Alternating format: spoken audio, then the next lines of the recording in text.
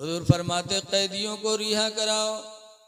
दूसरे नंबर पर फरमाते वतुइमुल जाइआ, और भूखों को खाना खिलाया करो।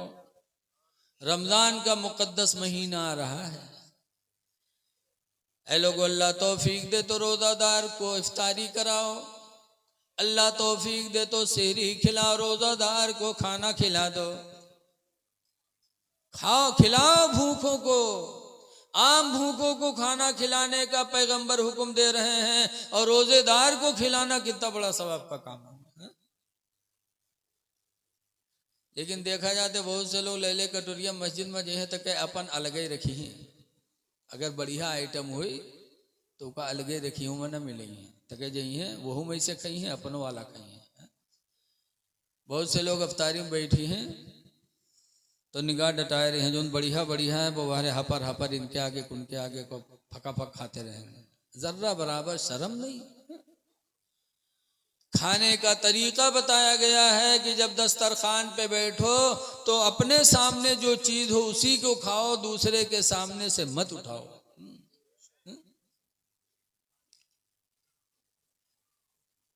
दूसरे का हक न मारो, भूखे को खाना खिलाओ। रमजान का महीना आ रहा है, रोजा रखो। आज बहुत से लोग रोजा नहीं रखते कि हम कमजोर हो जाएंगे।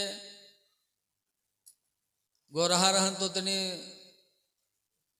भदमैले हो जीवे। ऐ लोगो, रोजा रखने से कोई गोरा बदसूरत नहीं होगा, काला बदसूरत नहीं होगा। बल्कि सुनो, अपने बाप आदम अलैहिस्सलाम का जमाना देखो।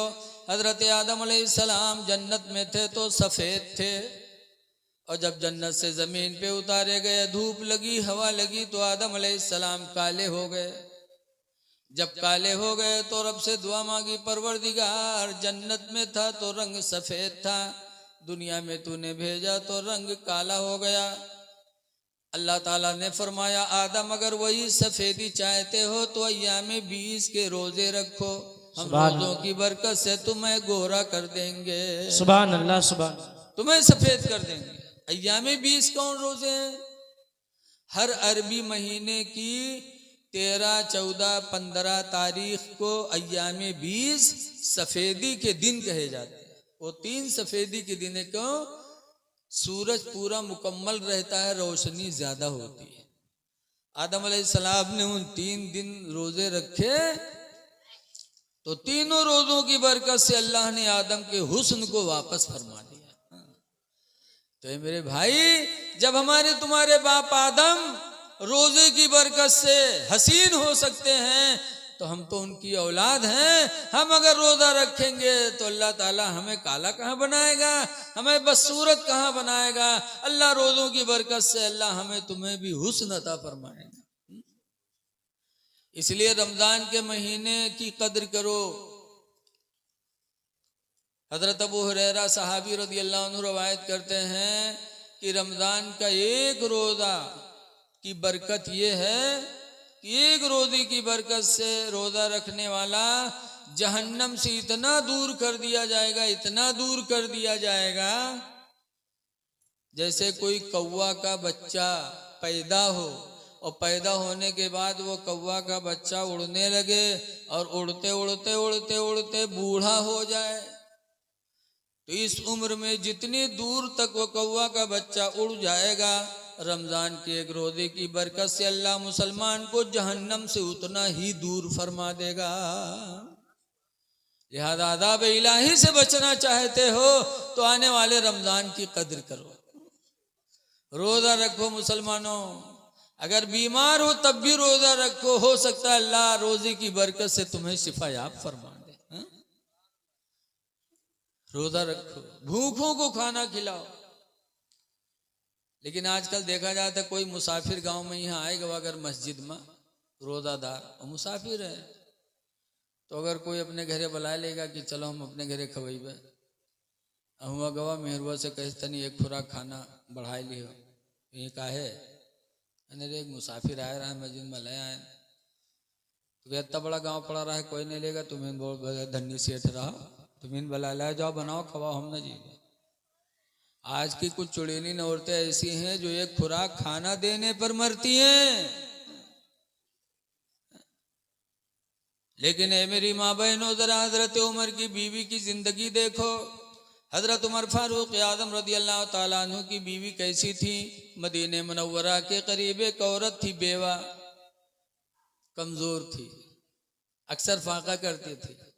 हजरत उमर को पता चला तो अपनी बीवी से कहा कि मेरी बीवी मदीने के करीब फला जगह एक बेवा औरत है, कमाने वाला कोई नहीं, अक्सर फाका करती है। कहा तो खाना बना दो, ले जाओ खिलाओ। हजरत उमर की बीवी ने खाना बनाया, हजरत उमर लेके गए और दरवाजा खटखटाया। बुढ़िया ने दरवाजा खोला, पूछा मदीने कौन? कहा मदीने का उमर है, खाना लेके आया, खाना ले लो। तो बुढ़िया ने कहा बेटा अभी एक साहब खिला के गए हैं, अब खाना नहीं चाहिए। खा गए, खिला के गए एक साहब। हजरत उमर आए, बहुत अफसोस। बीवी ने देखा तो कहा क्या हुआ? कहा वो नेकी हमसे पहले कोई हमारा भाई लेके चला गया। तो आजकल की औरतें मेरे हुई तो कहीं चलो ठीक है, काम नामो होगा, कामो होगा, ठीक है बैठो। लेकिन नहीं, हजरत उमर की बीवी कहती हैं ए मेरे प्यारे शौहर, गम न करो, आज अगर वो नेकी कोई दूसरा लेके गया है तो कल मैं बहुत सुबह खाना बनाऊंगी और सुबह सुबह लेके जाना, तो वो नेकी हमको तुमको नसीब हो जाएगी। सुभान अल्लाह, सुभान। नारे तकबीर, नारे रिसालत, मसलके आला हजरत, जश्न हुए से करनी, अजमत मेहमान नवाजी, हजरत अल्लामा मुफ्ती रफीक आलम खन्नापुरी, जिंदाबाद जिंदाबाद। दूसरे दिन बहुत सुबह उनकी बीवी ने खाना बनाया, लेके गए। फिर दरवाजा खटखटाया, बुढ़िया ने दरवाजा खोला, पूछा कैसे? कहा मदीने का उमर है जो कल खाना लेके आया था, आज आया हूँ, खाना ले लो। तो बुढ़िया ने कहा बेटा मुलाकात नहीं हुई है, अभी अभी तो एक साहब खिला के निकले, बेटा मुलाकात हुई होगी आपसे। बेटा खा चुका होना ही चाहिए। हजरत उमर फिर वापस आया, फिर बहुत गमगीन। बीवी ने पूछा क्या हुआ? कहा आज भी हमसे पहले वो नेकी कोई लेके चला गया। उनकी बीवी कहती है अच्छा घबराओ नहीं, कल रात आने दो, मैं रात में खाना बनाऊंगी और रात ही में खाना बना के तैयार कर दूंगी, नमाज फजर पढ़ के फौरन लेके जाना।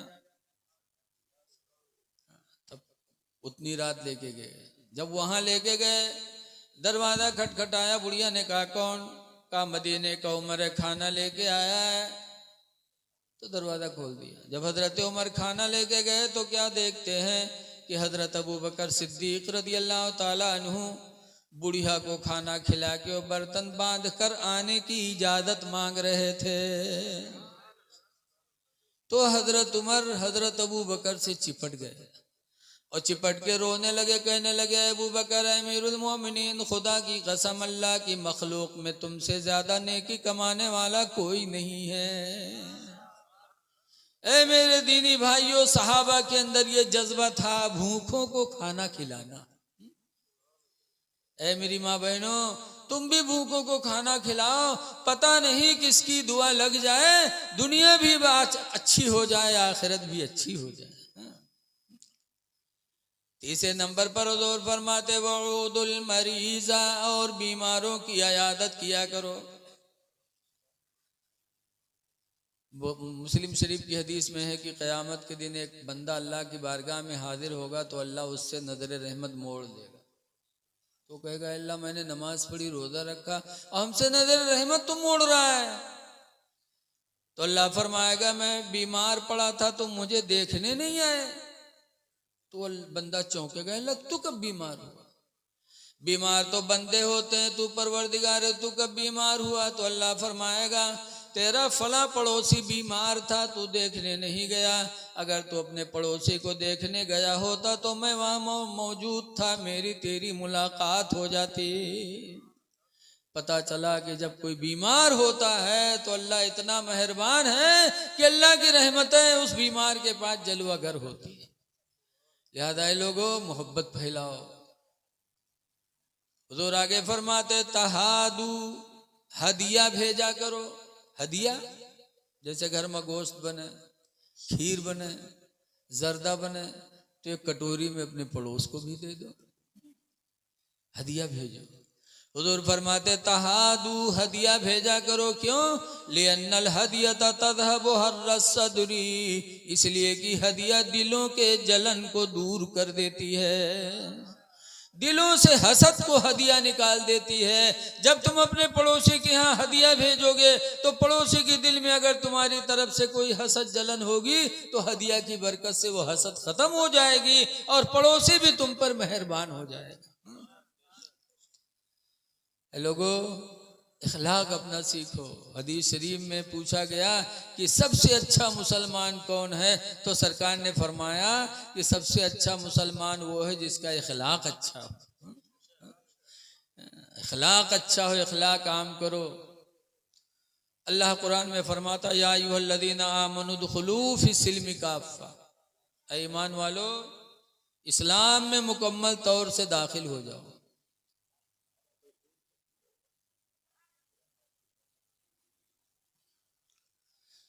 मेरे भाइयों, आज मेरे भतीजे का एक्सीडेंट हो गया है, तो नानपारा हॉस्पिटल में लेके गए हम, वहाँ जवाब मिला। बहरेज लेके गए, एडमिट किया और ईसा के बाद वहाँ से भी जवाब हो गया।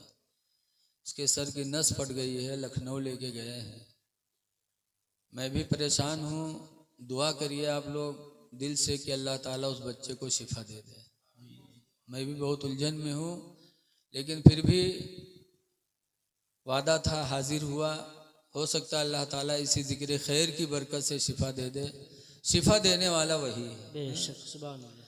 तो ज़रा दिल से दुआ कर दो कि अल्लाह हुजूर सल्लल्लाहु अलैहि वसल्लम के वसीले से मेरे भतीजे को अल्लाह शिफा और सेहत अता फरमाए। आमीन अल्लाहुम्मा आमीन इंशाअल्लाह। हाँ, तो मैंने कुरान की आयत पढ़ी, या अय्युहल्लज़ीना आमनू दुखुलू फिस्सिल्मि काफ़ा, ऐ ईमान वालो इस्लाम में मुकम्मल तौर से दाखिल हो जाओ। आज देखो, किसी की दुकान अच्छी चलने लगी तो हम लोग कहते वो कामयाब हो गया। कोई सरकारी नौकरी पा गया तो हम समझते वो कामयाब हो गया। आज जब हम गाड़ी में बैठे हैं तो हमसे जमशेद बोले कि जब आया रहा इससे पहले तो हमारा तनख्वाह 25,000 रहा, अभी 1 लाख हो गया। मुझे बड़ी खुशी हुई, अल्लाह ताला और तरक्की अता फरमाए। बोलो, और कोई प्रधानी में जीत गया तब तो फलाना तो बहुत कामयाब है। लेकिन ये हम और आप कहते हैं कामयाब है, लेकिन अल्लाह ने कामयाब किसको बताया?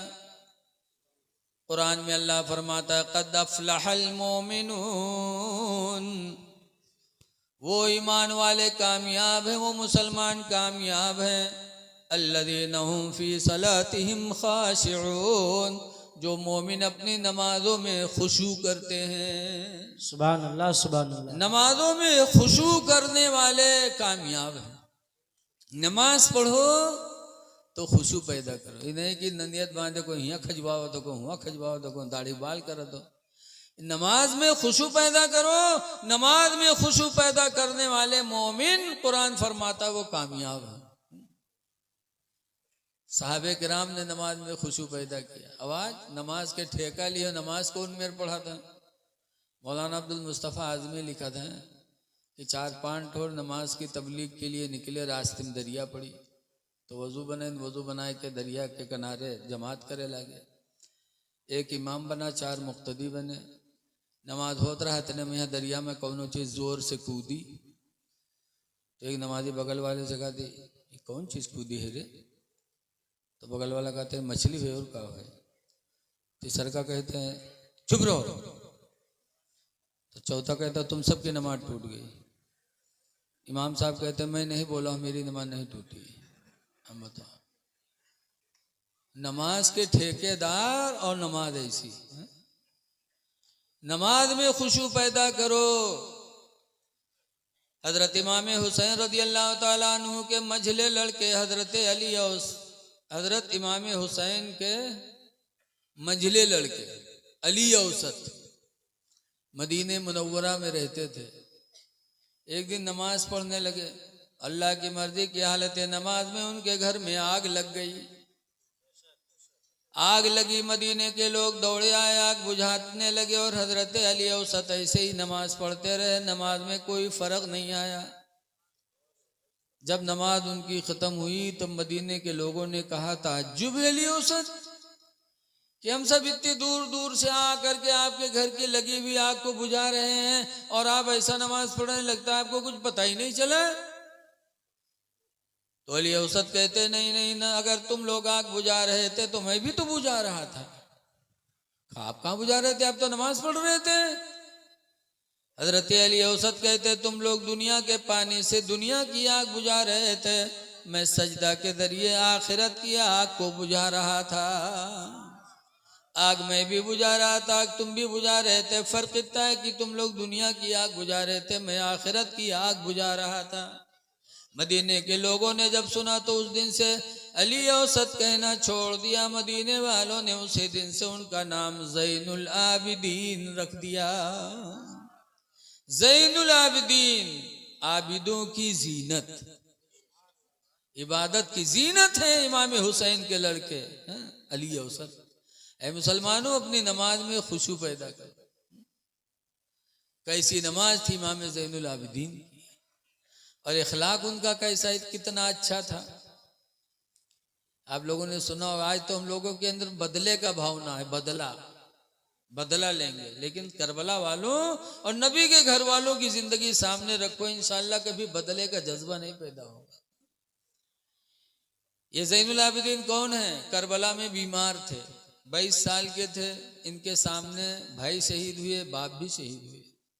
और इमाम हुसैन जब शहीद हो गए तो इनकी लाश पर घोड़ा दौड़ाया जालिमों ने, जिस्म की हड्डियां टुकड़े टुकड़े की।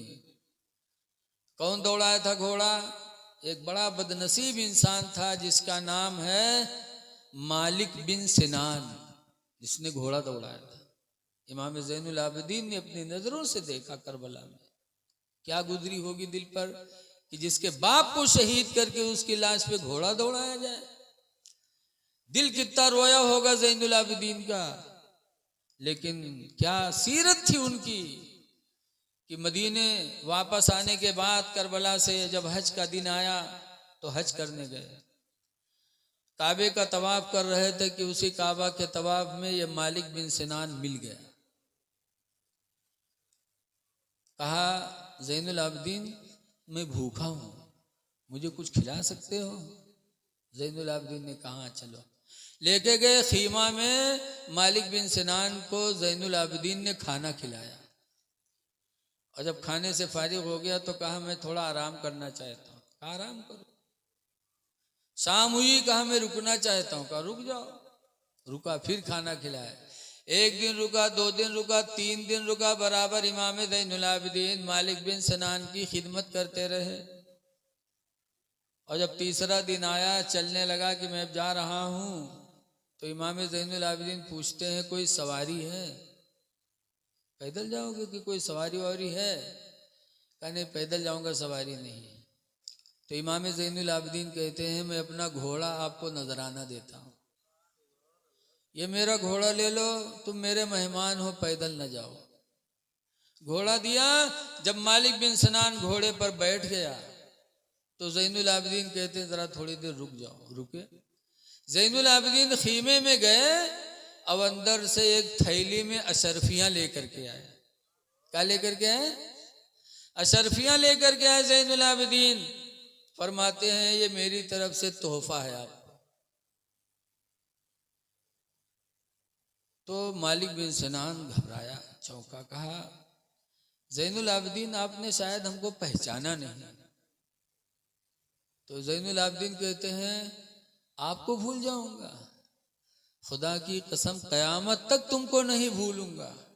मैं तुम्हें भूल जाऊंगा? मेरे नजरों के सामने मेरे बाप को शहीद किया, फिर मेरे नजरों के सामने मेरे बाप के जिस्म पे घोड़ा दौड़ाया, लाश की भी हुर्मती की।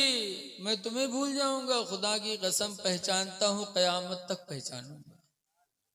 तब कहने लगा रे ताज्जुब है, पहचान रहे हो, इसके बावजूद 3 दिन से खाना खिला रहे हो, जा रहा हूं तो सवारी के लिए घोड़ा भी दे रहे हो, जिंदगी गुजारने के लिए तोहफा भी दे रहे हो, तुमको तो बदला लेना चाहिए।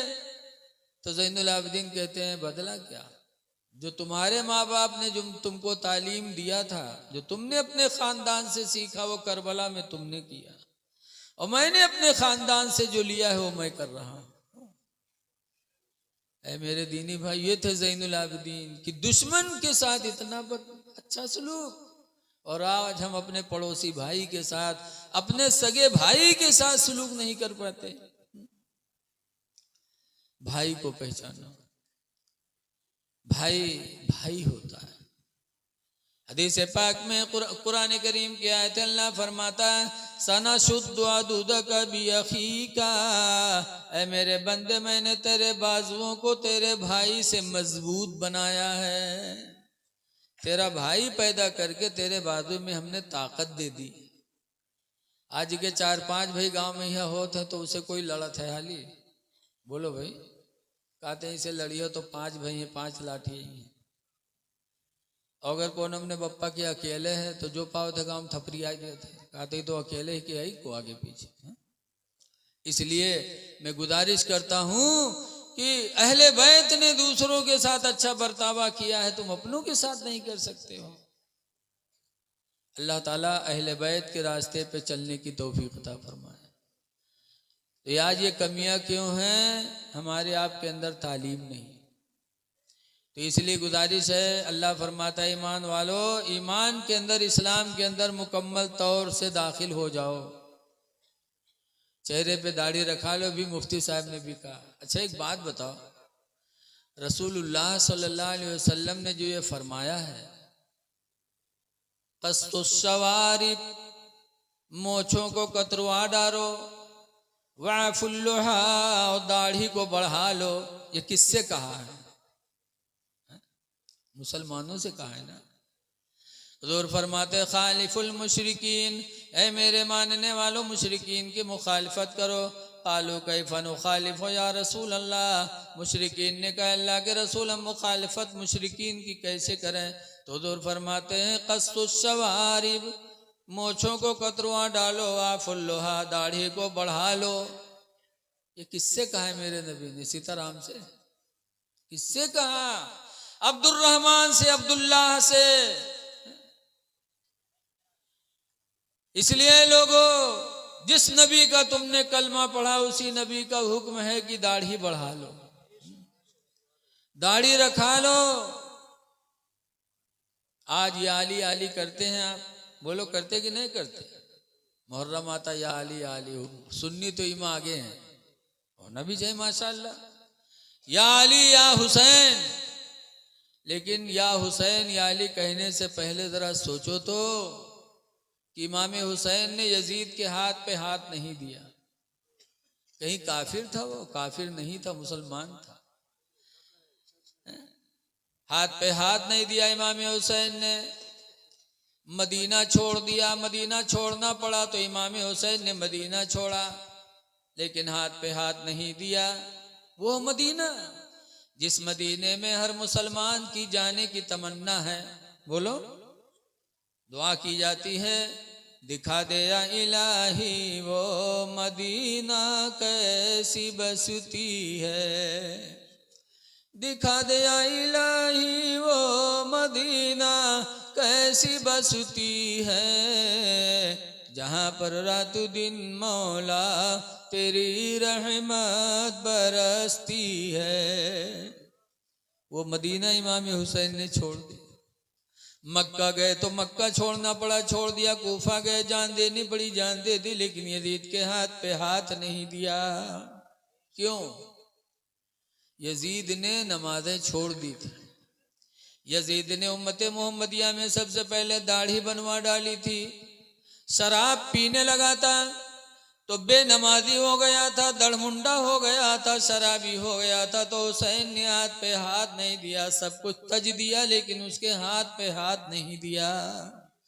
ऐ मुसलमानों, या हुसैन कहने वाले, अगर तुमने नमाजें छोड़ी और तुमने दाढ़ी बनवाई तो क्या कयामत के दिन हुसैन की शफाअत नसीब होगी? और जब हुसैन की शफाअत नहीं मिलेगी तो उनके नाना की शफाअत आपको कब मिलेगी? इसलिए हुसैनी हो तो नमाजें पढ़ो, वरना या हुसैन कहना झूठ होगा। हुसैनी हो तो चेहरे पे दाढ़ी रखा लो, हुसैनी हो तो शराब से बिल्कुल दूर हो जाओ। शराब व जुआ ये गंदगी है। कुरान ने साफ साफ फरमा दिया, इन्नमल खम्रु वल मैसरु रिजसुन, बेशक शराब पीना, जुआ खेलना दोनों गंदगी हैं। मिन अमल शैतान, ये दोनों शैतान के काम हैं, इंसान के काम नहीं, शैतान के काम। इसलिए इन सबसे बचो, सच्चे पक्के मुसलमान बन जाओ, वरना याली याली कहने वाले दुनिया में बहुत हैं। बोलो है कि नहीं है? मौलाना अब्दुल मुस्तफ़ा आजमी एक वाक़िया लिखे हैं, अगर घबराए न हो तो बताए दें। हैं? एक याली याली कहे वाला रहा आदमी, बताते हैं एक मौली साहब रहे तो पढ़ावे नहीं जाए, घर में पड़े रहे, पलंग पर पड़े रहे, तो जो घर में रहा है खत्म होगा, लड़का भूखन मरे लागे, तो मौलवियन कहे लागे अरे तू घर में लेटे पलंग पर, लड़का भूखन मरे थे, चले जा कहूँ पढ़ाओ वढ़ाओ रे, तो मौलवी कहते हैं चुप, तो मौलवियन चुप होगी। लेकिन पेट कहाँ चला जाए, दूसरे दिन फिर मौलवियन कहे लागी चले जा रे अल्लाह वास्ते घर छोड़ दे, जा कहूँ पढ़ाओ वढ़ाओ रे, लड़का भूखन मर रहे थे तो और गैरत मरी गई रे, चले जा पढ़ाओ कहूँ, तो मौलवी कहा था तो हमका नहीं जाना थे, हम थूक से रुपया पैदा करी थे, कहीं हाँ हाँ अत्ते तोरे थूक में असर हो तो लड़का भूखन मरती रे, जा रे बेगैरत चले जा कहूँ पढ़ाओ वढ़ाओ। जब मौलवियन पीछे पड़ गए तो मौलवी के कुछ शर्म है, तो मौलवी उठे घर से चले गए। एक बहुत बड़े शहर में पहुंचे, एक मस्जिद बहुत बढ़िया देखे, नालिशान बहु के मुहारम बैठ के रोवे लगे, तो मस्जिद हुई शिया लोगन के, तो इत्तेफाक से जब शिया नमाज पढ़े पहुंचे तो देखें तो कहीं काहे रो तो इन हम बहुत गरीबन भूखन मरी थे, मस्जिद में रख ली तो झाड़ू वाड़ू दी, हमका सिर्फ खाना चाहिए बाकी कुछ न चाहिए।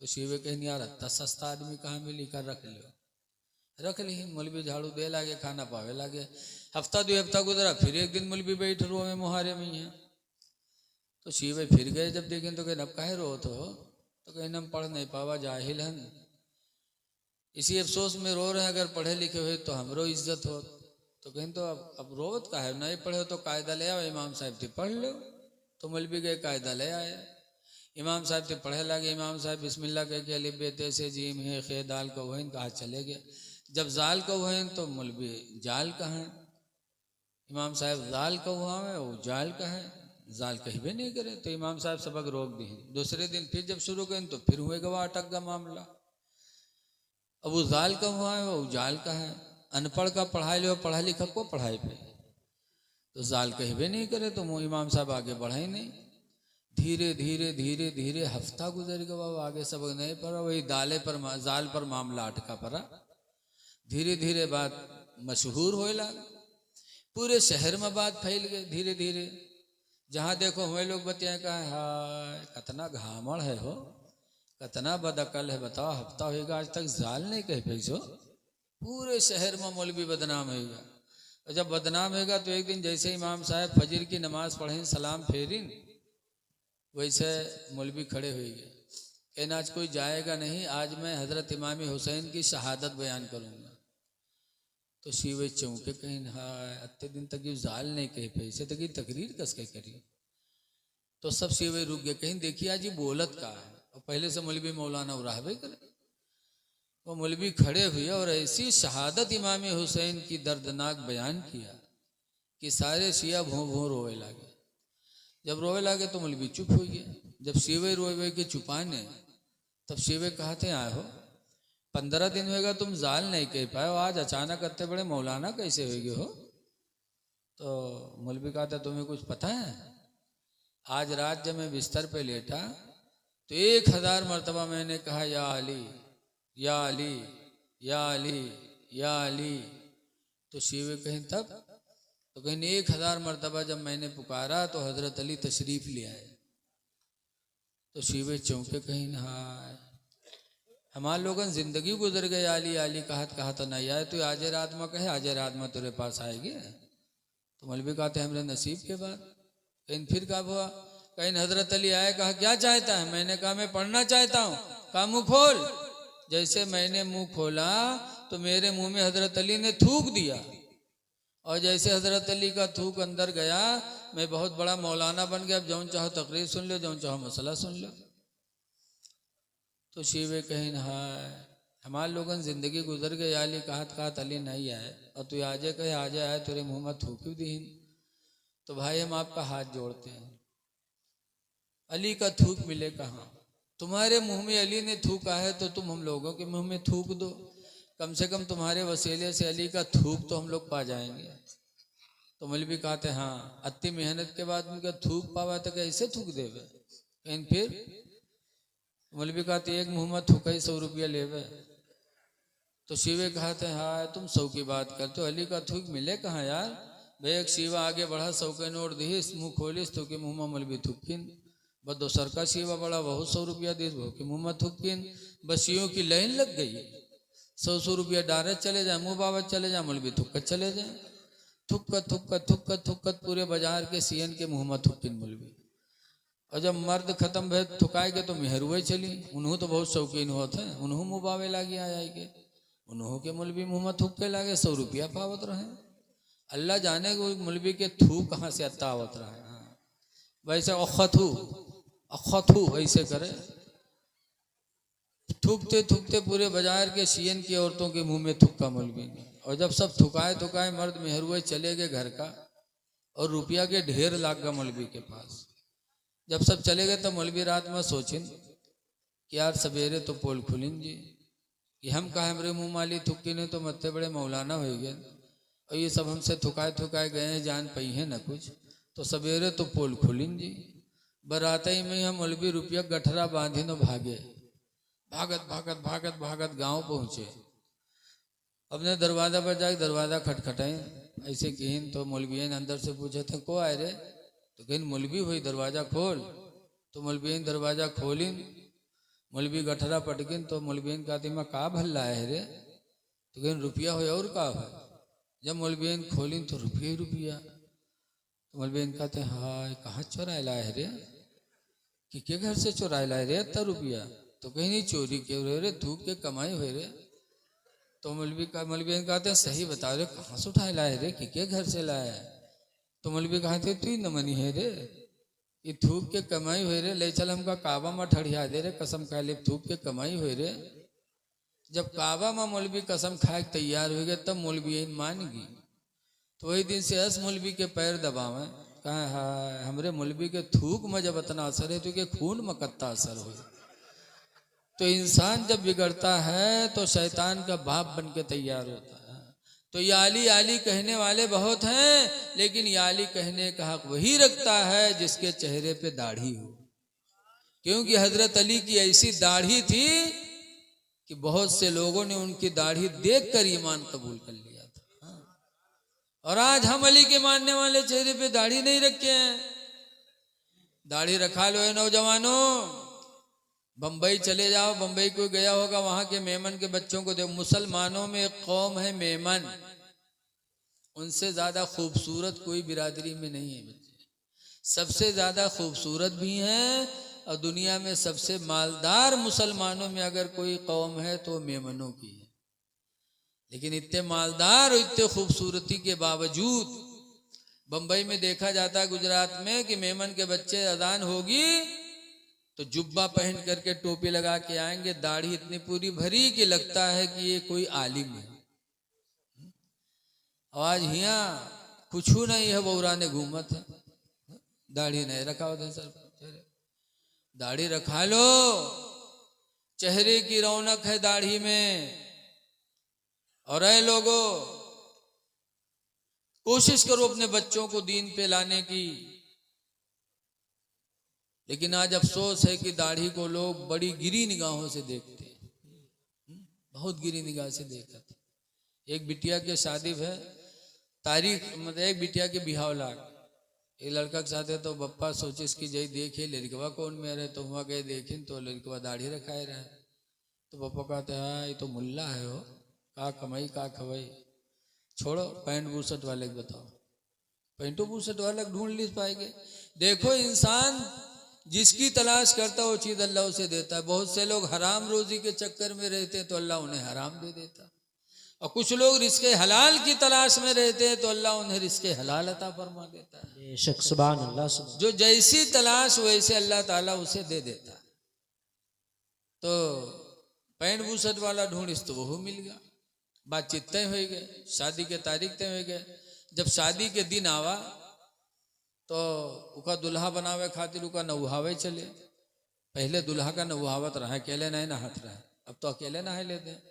पहले दूल्हा नवहावे चला, तो जब का नवहावे चले तो के पैखाना लग गया, तो चला गया लेटरिन में पैखाना करे, और पैखाना कह के जब निकला तो नूहरा उठ ही नहीं पावे।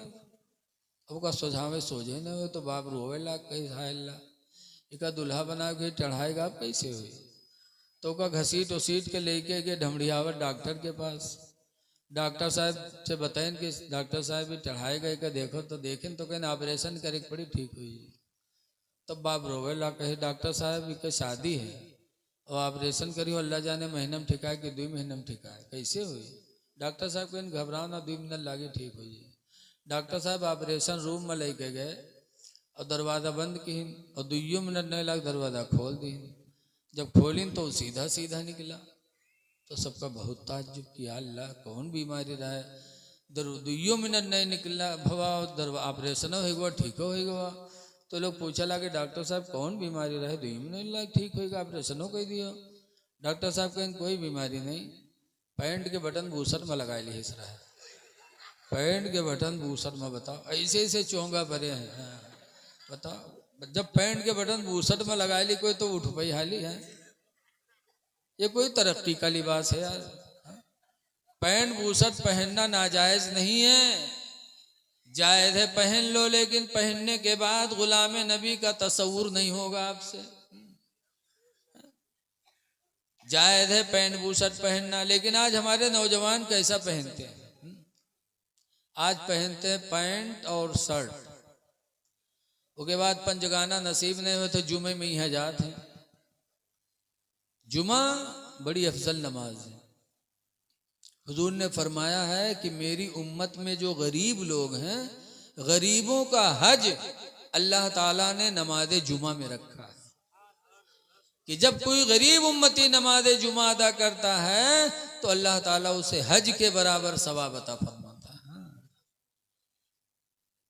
तो उस जुमा की नमाज तो बचाओ कम से कम, यही है पैंट और शर्ट पहन के, उसके बाद यही नमाज पढ़े जुमा के। जब रुकू में है जही है तो पैंट नीचे खसक जाए, शर्ट ऊपर चली आई, तो 2-3 अंगुल दुकान खुली, और के बाद जहाँ सजदा में गए बाद ही दुकान खुल गई।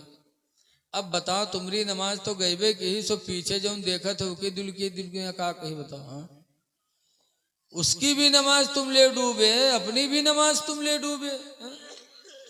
ऐ मेरे नौजवानों वो लिबास न पहनो जिससे नमाज में तुम्हारी सतरे औरत खुले। वो नमाज अदा करने गए, इतनी बाबरकत नमाज पढ़ने गए हो जिस नमाज के पढ़ने से अल्लाह ताला तुम्हें हज के बराबर सवाब अता फरमाता है। तो उस नमाज की तो कद्र करो, लिबास अच्छा पहनो, इतना लंबा बूसट पहनो कि जब तुम सजदे में जाओ, रुकू में जाओ तो तुम्हारी कमर खुले ना। हमारी माँ बहनें भी आज हैं, पहनी है नकाब, तो ये कमर में रस्सा बंधी है, लागत है डांका डाले जाते सुल्ताना डाकू आएगी। अरे नकाब के ऊपर से कमर में पट्टा कैसा भाई? नकाब किस लिए ईजाद हुआ है? नकाब इसलिए ईजाद हुआ है कि नकाब पहनने के बाद औरत की जिस्म का नीचा ऊंचा हिस्सा किसी को दिखाई न पड़े, सतर छुपाने के लिए।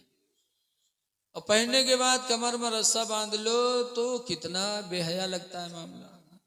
हमारी माँ बहनों बैठी हो, इसको जरा ध्यान से सुनो।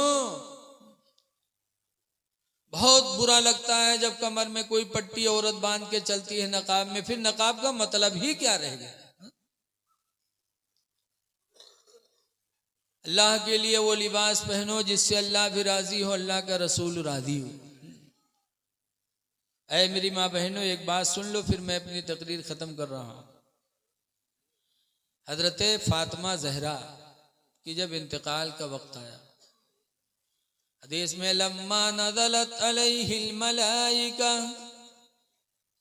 लम्मा नज़ल अलैहा मलकुल मौत, जब हजरत फातिमा जहरा के पास मलकुल मौत फरिश्ता आया रूह कब्ज करने के लिए, लम यरुदा फातिमा लम तरुदा फातिमा, तो फातिमा राजी न हुई। कहा कह दो कि जिस फातिमा ने किसी अजनबी आदमी को चेहरा दिखाना गवारा न किया, उस फातिमा को ये भी गवारा नहीं कि आखिरी वक्त मलकुल मौत मेरा चेहरा देखे, नहीं आने दिया। हदीस में फ़क़बदल्लाहु रूहहा, तो खुद अल्लाह ताला ने फातिमा की रूह को कब्ज फरमाया। सुभान अल्लाह। है मेरी माँ बहनों, फातिमा के पर्दे का आलम है। इतना पर्दा की फातिमा ज़हरा ने कि आखिरी वक्त मलकुल मौत को भी अपना चेहरा दिखाना गवारा न किया। हक है, हक है, सुभान। पर्दा करो। दूसरी बात यह भी है कि मलकुल मौत आकर के इजाजत लिए। अब बताओ, हम में तुम में है कोई कि मलकुल मौत आके पूछे कि आई कि ना आई है? बप्पा परे हैं खटिया पर, लड़का यार वार बैठे हैं, बाई बात अब्बा बात अत्ते में है, बप्पा सट से गायब। हाँ बप्पा गए, अरे के हर से आए के हल लेके कि कुछ पता ही नहीं है? और फातिमा है कि मलकुल मौत दरवाजे पर खड़ी इंतजार में है। इसीलिए आला हजरत इमाम अहले सुन्नत फरमाते हैं कि बे इजाजत जिनके घर जिब्रील भी जाते नहीं, बे इजाजत जिनके घर जिब्रील भी जाते नहीं, और कदर वाले जानते हैं कदर शान ले बैत, कदर वाले जानते हैं कदर शान ले बैत। नारे तकबीर, नारे रिसालत, मसलके आला हजरत,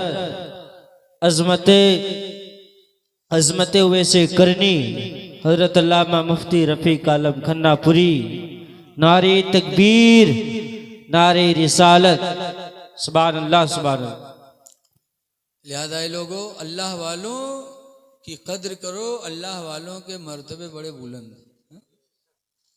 हजरत यूसुफ अलैहिस्सलाम जब बादशाह मिस्र थे, एक बात सुन लो, उसके बाद फिर अपना मामला हम खत्म कर रहे हैं।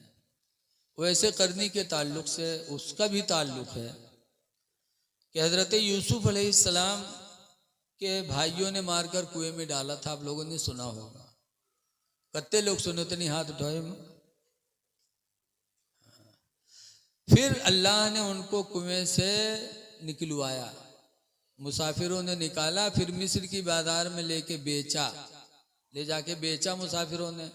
तो हजरत यूसुफ गुलाम बन के रहे। और जब खरीद के कौन ले गया?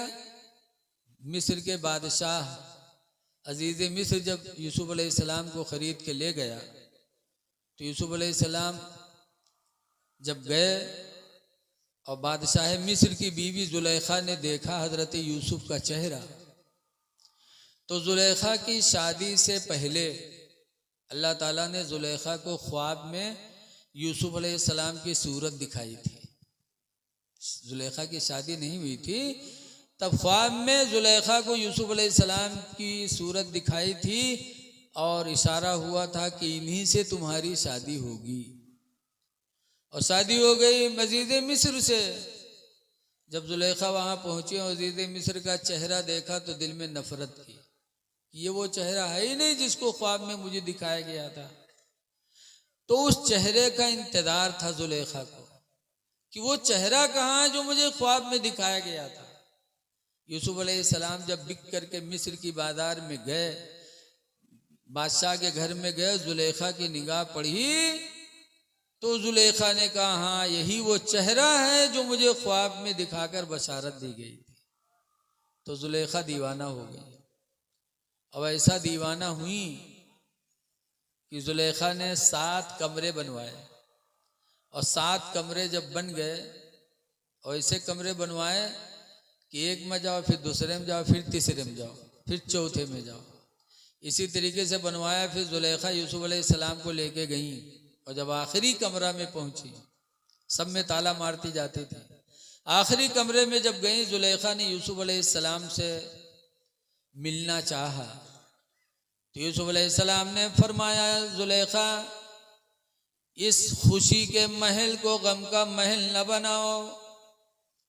मेरा परवरदिगार इस बंद महल में भी हमें तुम्हें देख रहा है। लेकिन जुलेखा न मानी। तो यूसुफ अलैहिस्सलाम भगे। तो जब भगे तो उनका पीछा कुर्ता जुलेखा ने पकड़ा, खींचा, कुर्ता तो फट गया, लेकिन यूसुफ रुके नहीं और सारे दरवाजे खुद ब खुद मिन जानिब इलाही खुलते चले गए और यूसुफ अलैहिस्सलाम बाहर पहुंच गए। जब जुलेखा मकसद में कामयाब नहीं हुई तो बाहर निकली और भल भल भल भल आंसू गिरे लगे। मेहरवन के आंसू बहुत गिरा था। अल्लाह जाने लहसुन लगाए रहे थे कार घरे तनिके में यहाँ बस आंसू गिरई है। बाद में मान जी इनके दुपट्टा में लहसुन रहा था कि हाथ में लगाए रहा था। जुलेखा रोने लगी। क्या हुआ? कैस गुलाम की सजा क्या होनी चाहिए यूसुफ की? इसने आप जैसे मलका के बदन में हाथ लगाया, इसने उल्टी तोहमत थोक दी। औरतों का मकर बड़ा तगड़ा होता है।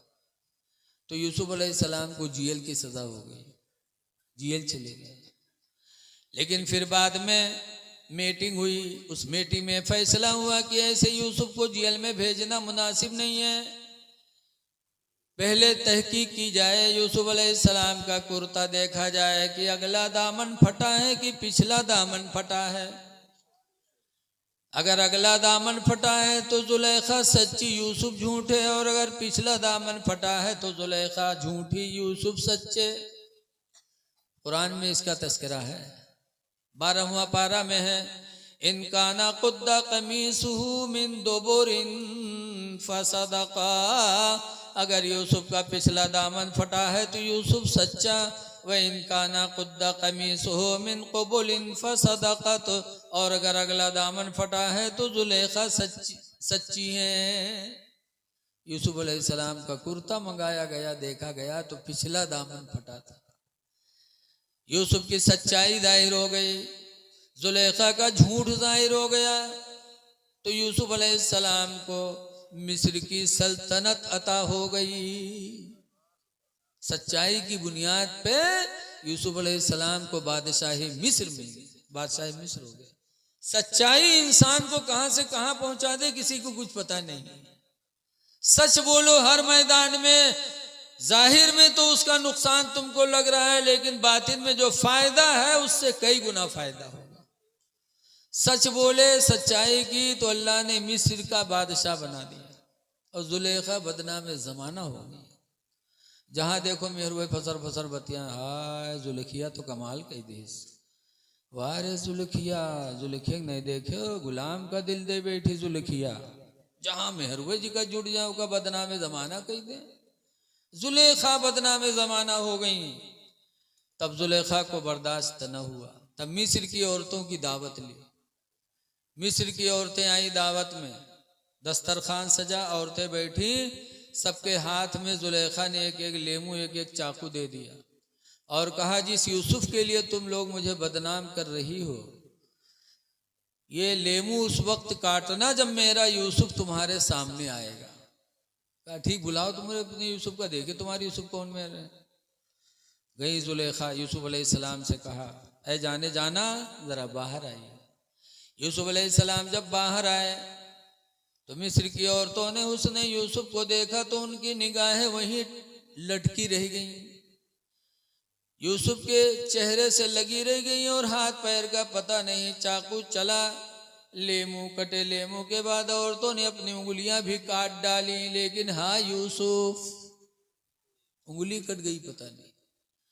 और तुम कहते हो ये कोई अफसाना होगा, अफसाना नहीं, कुरान की कहानी है। अल्लाह फरमाता है, वक़त्ताना अयदियहुन्ना, मिस्र की औरतों ने अपनी उंगलियों को काट डाला।